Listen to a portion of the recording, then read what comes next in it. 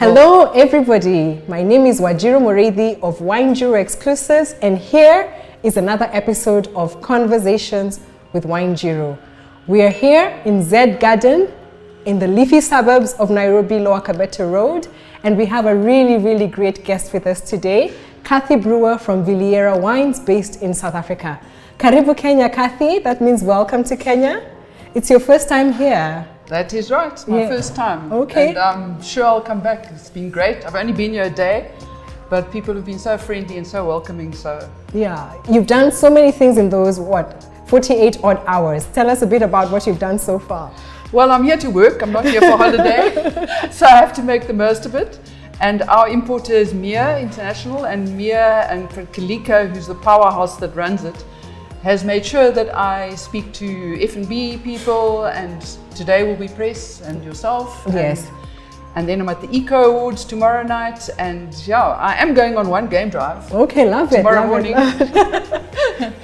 But yeah, the main thing is to talk about our wines, South Africa in general, and it's a beautiful wine-growing region, and I think it's quite important to build relationships more between South Africa and the rest of Africa. No, definitely. And we are big fans. Of course, I lived in South Africa for over 10 years. So some people still treat me South African. They don't think I'm Kenyan. And we love South Africa. We are visa-free now. People can come visit at any time. And most of us are supporting the Box. Yay! In the final. I mean, I'm sure there's those people who love New Zealand, but we're all pro-Box. And we hope they'll get their title again on Saturday. But having said that, please do tell us about Villiera, about your company, your role in the organization, and perhaps some history about the wine estate itself. Okay. So Villiera was a very small production company in 1983 when my family purchased it. And at that stage, we were all in our early to mid 20s, and my father and uncle bought the property. And my brother and cousin moved on straight away. I joined a little bit later. Okay. They are more skilled in winemaking and vineyard management and sustainable projects. And I'm more sales and marketing. Okay. So we're a family-run business, and we've just completed our 40th harvest, as you know. Wow, congratulations. That is huge. Plus 40? Yes. 2023. And so that is huge. And in our second year that we were there, my father bumped into a French champagne producer in a restaurant in Cape Town, and he was looking to do a bottle fermented sparkling wine project in South Africa. And so my dad said, well, I've got a bunch of youngsters that are keen to try anything and something new. So we started making bottle fermented sparkling in the South African market. At that stage, Simonsig was already doing it. They were the first with their Kaapse Vonkel. And we were one of the first to go for it on a commercial scale. And we've innovated along the way with the first rosé Cap Classique, the first low alcohol Cap Classique, the first additive-free Cap Classique. And it's really South Africa's version of champagne. So in different countries, it's called, the bottle fermented style is called different things. It's Cava in Spain, it's Sekt in Germany, and then in the UK they haven't quite decided what to call it yet. English fizz or whatever they call it. They're calling it, yeah. But in South Africa it's Cap Classique, which is quality bottle fermented sparkling wine. And then we do focus on some really quality still wines as well. We've got Sauvignon Blanc, Merlot, we do a Touriga Shiraz blend. We work with Cabernet Sauvignon as well. Okay. And then what a big part of our story and our unique selling point is that we have a very strong environmental sustainable focus, which is not really what we do for marketing. It's what we've always believed. If you're doing something because it's the right thing to do, long term it pays off. So we in 2009 started with solar. We were the biggest privately owned roof-mounted solar panel project in South Africa. We doubled that in 2017 and we doubled it again in 2022. So as many people will know, we have a lot of power outages in South Africa, and if you don't have your own power in the middle of harvest, it's a problem. Because you can't keep things cool, you can't run your presses. So we now have enough power to look after our wholesaler, all our houses, and we have extra that goes back into the grid. Oh, lovely. Our next step is to get batteries to store that power for nighttime and for load shedding. Load shedding, yeah. I'm glad you brought up the load shedding and I didn't have to do it, because then it would be a cruel joke. But I love what you said. So family business, you're all involved. I mean, your sibling and your cousin are involved in the business now. 40 years is a really good time to have that. You were one of the first, you said, first Rosé Cap Classique and first commercial production, right? So we know Cap Classique has just celebrated, what, 50 years? Yes, and from having a handful of Cap Classiques, there's now over 300 people producing Cap Classique. Exactly, and there's a whole Cap Classique association, and we're even going to be having a Cap Classique focused event in Mombasa in December on the 13th. Great. So really a very, very important category in the market. You spoke about technology.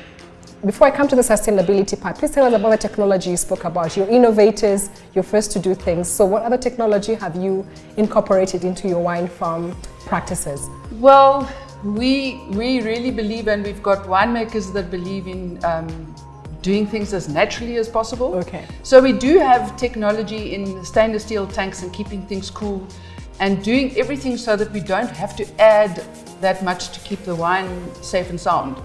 So we pick at the right time. We have cooling rooms to keep the grapes cool. We pick grapes for white wine early in the morning while everything is still cool, which is quite important because then you don't have to add too much in the way of sulfur and preservatives and things like that. Mm-hmm. And then we also do natural spontaneous fermentation on all our still wines and the base wine for our Cap Classique as well. So in the skin of a grape, there's yeast cells present. Yes. And so you can allow those yeast cells to ferment the juice if you brave enough. Yes, yes. But once fermentation starts, there are yeast cells floating around the cellar and it sets off the next tank and the next tank. Awesome.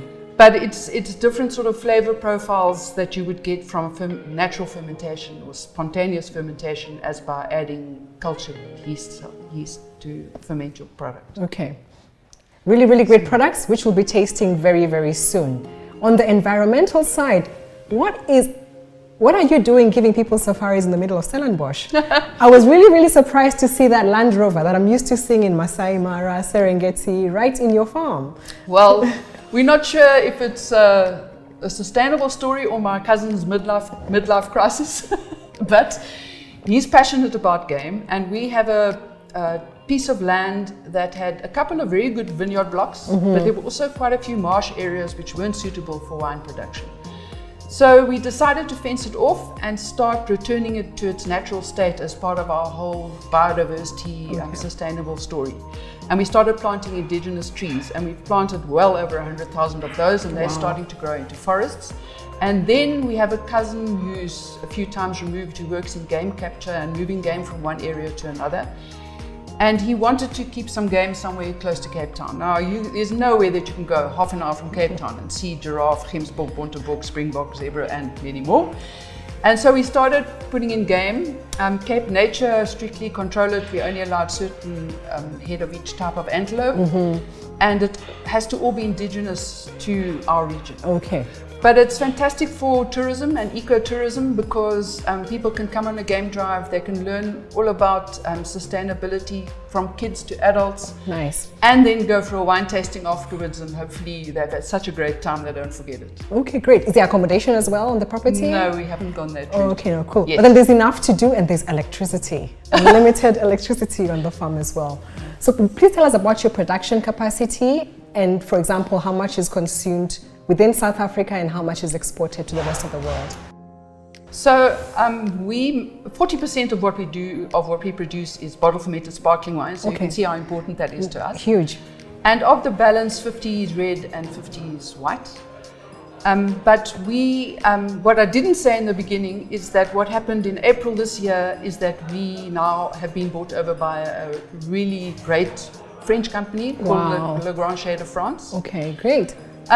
Which is great for the South African wine business because we are running a business, we still carry on, the family still carries on running the business, but we have investors and we can plant new vineyard. Lovely. And we can invest in our cellar, new bottling lines, labeling lines.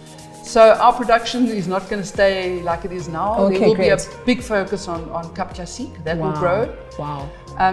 But up until now, 70% of our production has been sold in the South African market. And export has kind of happened naturally. We haven't gone out actively looking for it.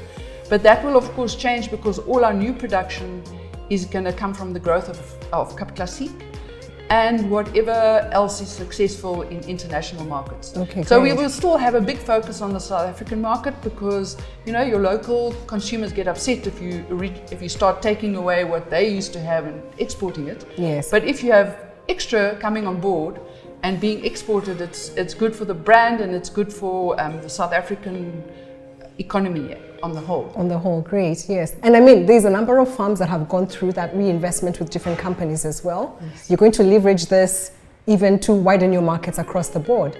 Maybe there'll be more French people drinking Cap Classique. Well, we hope so. Villiera Cap Classique, to be very specific. A Cap Classique Champagne World Cup. Okay. And see what happens. And see what happens. Awesome. So here in Kenya, you had been working with Mia Wines for how long? And what are your hopes for growing your brand within this region? And perhaps not just within Kenya, East Africa, but also, I guess, West Africa as well. You're present in Lagos and Ghana? Yes. I mean, sorry, in Ghana and Nigeria. We're not in Nigeria yet. Okay. We probably will be soon. There's a lot of red tape in Nigeria, which we didn't really have the time for. Okay. So up until now, we've been working with a sort of small team, basically me, looking after the export side of things. But now we are soon going to be appointing someone to look after Africa alone. Okay. And GCF have a lot of sales guys that look after they have different countries assigned to them in Africa. And they see South Africa as a quite important growth market because, Europe is saturated. It's got a lot of its own wine. Exactly. And it is important to be there because people understand wine and it's a stepping stone for elsewhere. But I think there's a huge amount of potential in Africa if you've got people going into Africa and expanding the products and doing the training. And we've been a bit slack with all of that, but that's going to change. Yes, okay. And so Mia, for instance, started with us, it must have been around 15 years ago. Okay, I think she mentioned 2008 or thereabouts. Something like that. Yes. And it was because a restaurant in Kenya wanted our wine. Oh, wow. And so that's how it came about. Okay. So it came about from someone wanting the wine to Mia importing it and then supplying other. And I think now with tourism opening up now more between Kenya and South Africa, yes, more people will come to Cape Town or Johannesburg and see our wine on the shelf and on the restaurant list, and then come back and want to carry on drinking it. Of course. And then, of course, we will be here more often. We'll be here more often and we'll grow your brand accordingly. Yes. That's really, really exciting. I'm a big proponent of education. Of course, Wines of South Africa through Matume has been the one single, I think, the largest organization that has invested the most in education, because every year when we do the trade shows, there's also training for people in service. So since 2015, every year we train about 50 to 100 people in different aspects of South African wine. There's been participation in the South African symposium. In fact, there was 3 sommeliers that went in just in September for a week, and there's media visits as well. So definitely we're pushing the South African story and getting more people involved in learning about the different brands. I'm glad that that customer indeed insisted that they wanted to have your wines too. When we think about brands, then what is the one thing you want Kenyans to remember about Villiera? I know it's derived from your family name, is it?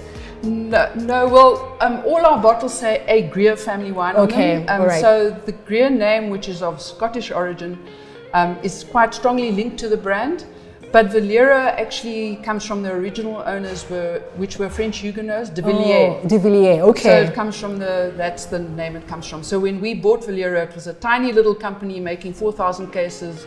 And we kept the name and we've grown it to over 100,000 cases. Lovely. In the last 40 years. 40 years, okay, cool. So, but then what is the one thing you want them to remember about this brand? You've Cap mentioned Classique. things, okay. Cap Classique is one, yes. What else? And then I think... What sets you apart, say, from the others? Doing good. Doing good. Because it's not only about sustainable and environmental approach, we also believe strongly in people sustainability. Okay. So we are the home of the Pebbles Project in South Africa, and the Pebbles Project looks after thousands of children in the winelands. Early childhood development, health, education is really important. and their parents. There's opportunities to do extra courses, and then the older kids have access to mobile classrooms which have computers.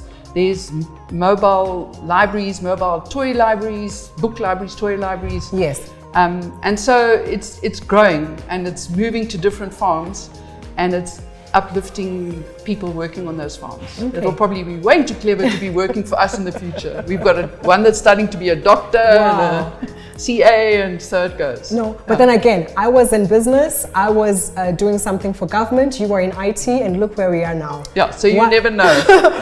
Wine is a big pool, and I'm sure they'll come back anyway. So you have a number of events in Nairobi this week. I know you had tastings yesterday. We're going to be having a tasting now with media. This evening, there's a wine tasting at the La Brasier in Karen. If you haven't got your ticket yet, that's an opportunity. And then on Friday as well, there's a paid-for event at Art Cafe Market on Rafter Road also. Opportunities for you to experience these wines and to meet Cathy, right? And then tomorrow night's the Ecotourism Awards, which, I mean, it's not about us at all. It's obviously Kenyans that are doing sustainability. We just happen to be there with our wine. No, and I think you did well. It's a good fit. It's a good fit. And to come at a time when, I mean, there was something happening, right? Like that was very, very important. And most people come for 2 nights. I'm glad you've come for about, I think, 5 nights. You'll be here at the end of your trip. Yes. And I hope you keep coming back again and again. But thank you so much, Cathy. Thank you for your story. There you have it, Villiera, based in Stellenbosch. You need to visit when you're in that area, enjoy the wines, and have a good time. Cheers! Thank you. Thanks so much.